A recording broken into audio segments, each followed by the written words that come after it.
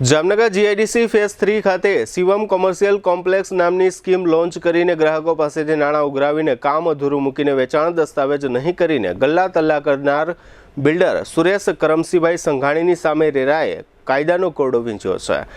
રેરાએ બિલ્ડરને આદેશ કર્યો છે કે તેણે બાકીનું બાંધકામ પૂરું કરવું અને 4 ગ્રાહકોને અવેજની બાકી રકમ લઈને મિલકતોનો દસ્તાવેજ કરી આપવો। એટલું જ નહીં, રેરામાં રજીસ્ટ્રેશન કરાવ્યા વગર જ બાંધકામ કરી દેનાર બિલ્ડર સામે સુઓ મોટો કાર્યવાહી કરવા પણ આદેશ આપતા જામનગર બિલ્ડર આલમમાં દાખલારૂપ કાયદેસરની કાર્યવાહી થાય તેવા સંકેતો મળી રહ્યા છે। કેસની વિગતો મુજબ આ કામના સામેવાળા બિલ્ડર સુરેશભાઈ કરમસીભાઈ સંઘાણીના જામનગરના કંસુમરા ખાતે જીઆઈડીસી ફેઝ 3 વાળી જગ્યા ઉપર શિવમ કોમર્શિયલ કોમ્પ્લેક્સ નામનો પ્રોજેક્ટ મૂક્યો હતો। તેનો રેરાનો રજીસ્ટ્રેશન નંબર મેળવેલ નથી।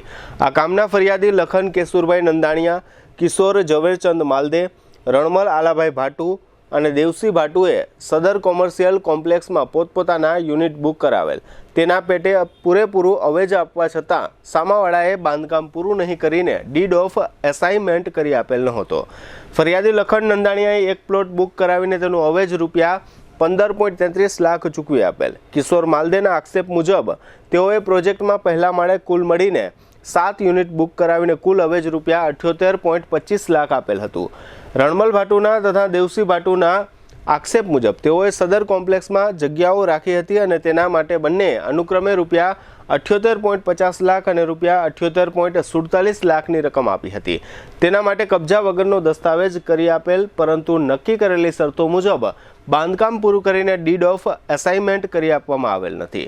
વકીલ મારફત નોટિસ આપવા છતાં સામાવાળાએ બાંધકામ પૂરું કર્યું નથી। આથી રજિસ્ટર ડીડ ઓફ એસાઇનમેન્ટ કરીને કબજો સોંપવો જોઈએ।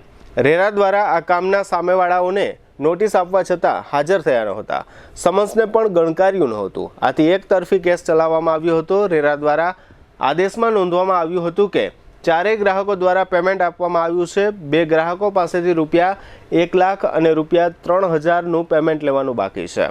આથી બિલ્ડરે અધૂરું કામ પૂરું કરીને ગ્રાહકોને ડીડ ઓફ એસાઇનમેન્ટ કરી આપવાનું રહેશે। વધુમાં રેરાની કલમ 3 મુજબ પ્લાનિંગ વિસ્તારમાં આવેલ કોઈપણ રિયલ એસ્ટેટ પ્રોજેક્ટનું રેરામાં રજીસ્ટ્રેશન વગર બુકિંગ, માર્કેટિંગ કે વેચાણ કરી શકાતું નથી। સામાવાળા દ્વારા તેનો ભંગ કરવામાં આવ્યો હોવાથી રેરાના સેક્રેટરીને સદરહુ આદેશની નકલ મોકલીને બિલ્ડર સામે રજીસ્ટ્રેશન નહીં કરવા માટે સુઓ મોટો કાર્યવાહી કરવાનો આદેશ આપવામાં આવ્યો છે।